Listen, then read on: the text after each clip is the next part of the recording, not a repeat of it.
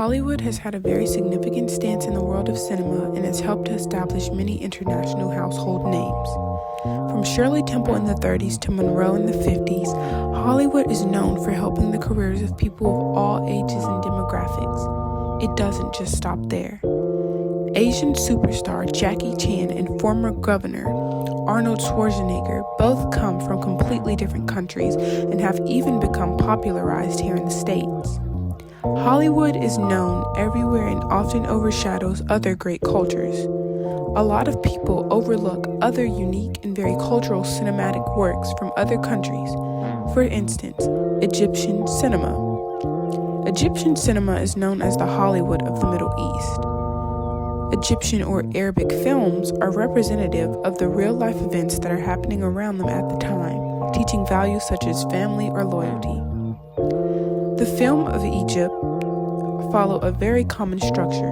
They are primarily written about some sort of love or something happening in the world around them. For instance, Yusuf Ushanhian is notorious for his films and his style. He creates films that are known nationally, and he dominated Egypt's film industry. One of his more popular films, The Sparrow, was created in 1972 and commented almost directly on the recent history of the Middle East.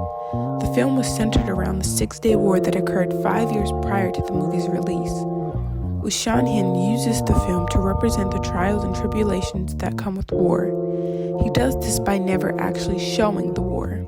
As a viewer, you get to see the civilian life and the perspective of the war, but you have to pay attention to the subliminal. There's a shot on the TV where wartime propaganda is playing.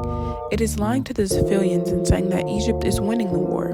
Ushanhian is very careful to only show what is necessary to progress the story while almost entirely keeping us in the dark.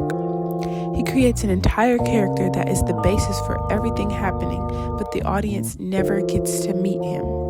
Raouf is a policeman who is a brother fighting in this Six-Day War, but we also never get introduced to him in depth because he is killed while trying to find Abu Qadir, the mystery character. Ushanhian wants to show the corruptness of war and how Egypt was at the time of the movie's creation. He wants to represent how everything was tarnished and in shambles. The only thing to look to was the Sparrow, or the untarnished youths of the future. This is what his movie represents and what Arabic films represent.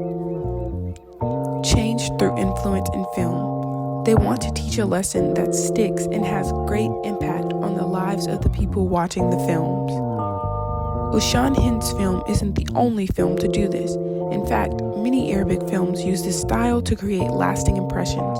Whether it's comedy, romance, drama, etc., there's always a lesson to be taught and a character to learn from. Realism, stereotypes, and social themes are all important elements that make Egyptian cinema top tier and the indirect copy of American Hollywood. The films can be viewed as blunt and straight to the point. Many cinematographers want their films to demand a healthy social climate and change Egypt for the better. The point for a lot of filmmakers is to inspire change and teach values that anyone, regardless of nationality, can learn from. An attempt to stop wars, teach romance, show familial relationships, etc., the goal being humanity. Pulling inspiration from anywhere, be it novel works or ideas of their own, they just want the core values to be what stands out.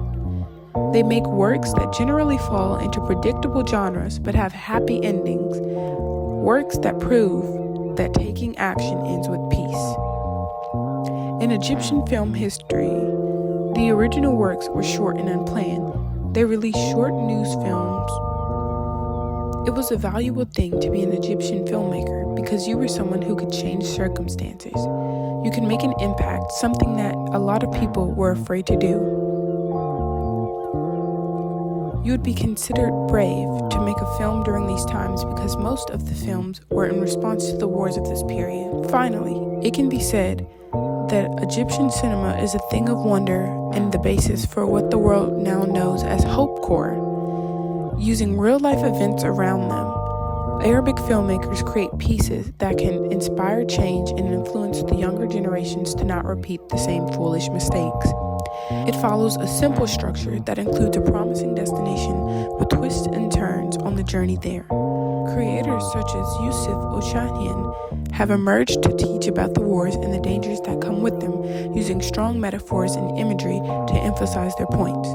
They include incredible stories with important lessons, a common trait of most Egyptian directors, something that Egyptian filmmakers have always included since their release of the first projection in 1896. For years, the people of their industry have wanted to push viewers to focus on something bigger than the film itself, change and action. They wanted to focus on the people who could make the most difference in the future, the Sparrows.